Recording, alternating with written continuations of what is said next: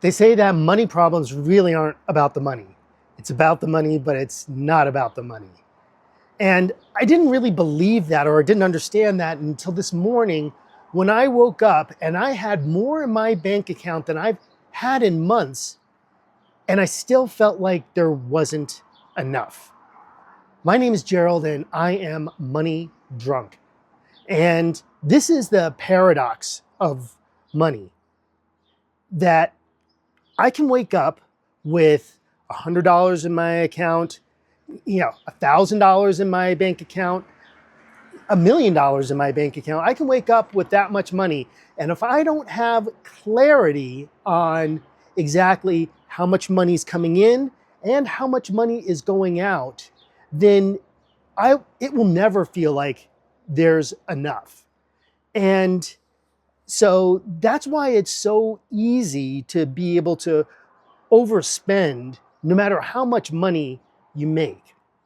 And so then that feeling of not enough is not directly related to the amount of money that's in the bank account, but it's more or less a feeling of security and self-confidence that I can handle whatever is coming at me. And if I don't know what's coming at me in terms of how much money I need to spend today, this week, this month, this year, and how much money is coming in today, this week, this month, this year, if I don't have any clarity around that, then I get into worry mode and I get into that mode of there's not enough.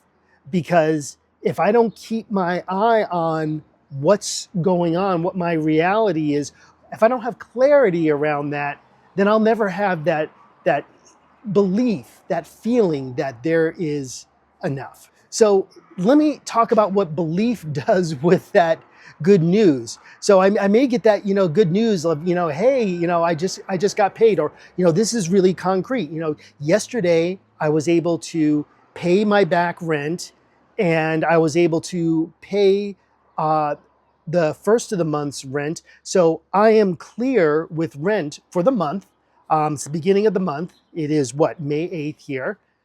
And I don't owe anything for rent, but my mind goes, okay, well, what about the next thing and the next thing and the next thing?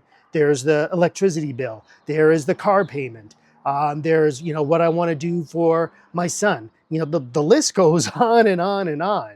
So while I may have that good news of, something, that I've been working towards and something I've been aiming at and something that has frankly been giving me a great amount of anxiety because I didn't have any clarity around it. It wasn't happening as fast as I felt like it needed to.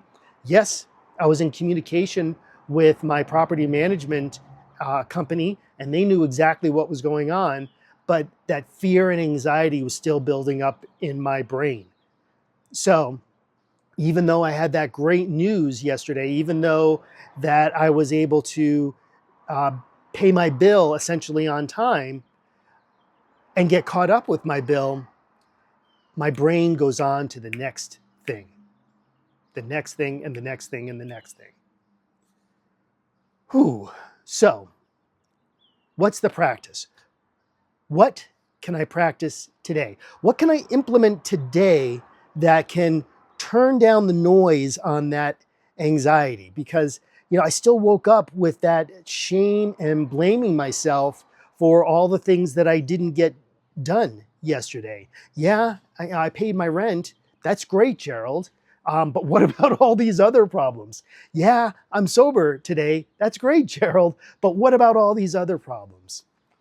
So here is the practice. And the practice for me is writing down my numbers. I write down my numbers each and every day.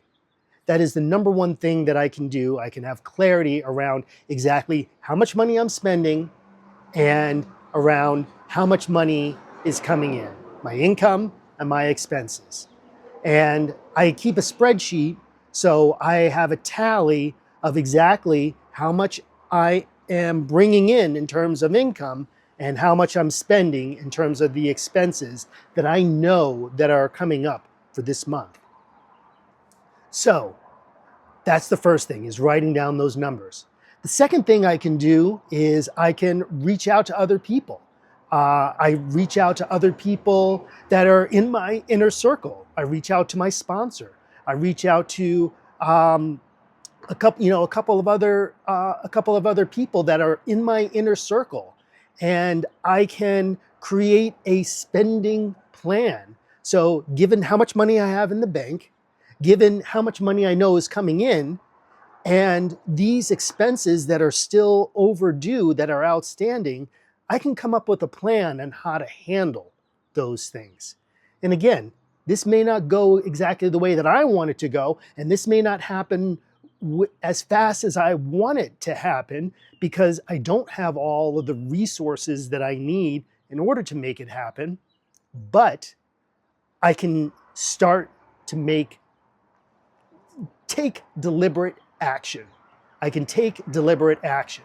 And when I consult with these people in my inner circle, then I can make much better decisions with the money that I have today against the bills that I have to pay today, the expenses that I have to pay today.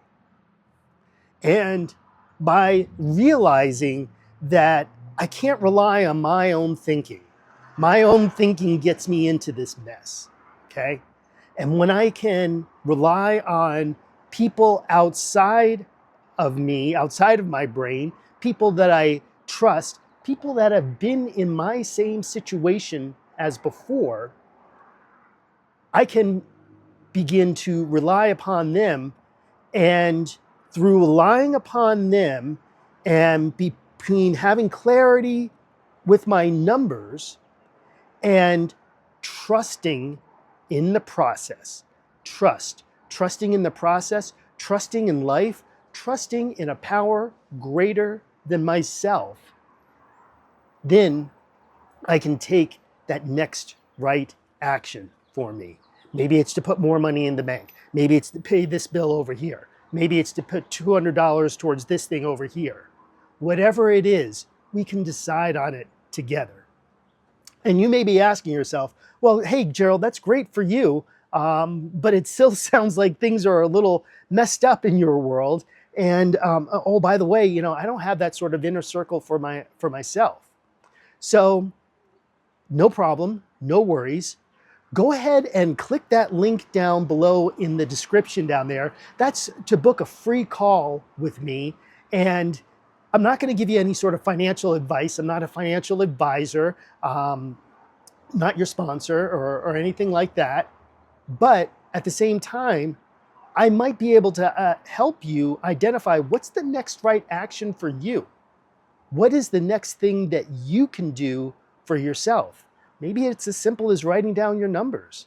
Maybe it's as simple as getting a better handle on, hey, how much money do I have coming in? Is there any way that I can tweak or augment or increase the amount of money that's coming in? We can sit down and we can talk about what's the next right action for you. Help you identify for yourself what's the next right action for you. Because all of this ultimately relies upon action. There's a certain amount of relaxing and breathing into the situation to reduce that fear, to reduce that panic, because no amount of good is going to come from more action, from more fear and more panic. That is not going to work. But the moment that I can take a breath, relax, I can begin to see more clearly what's the next right action for me.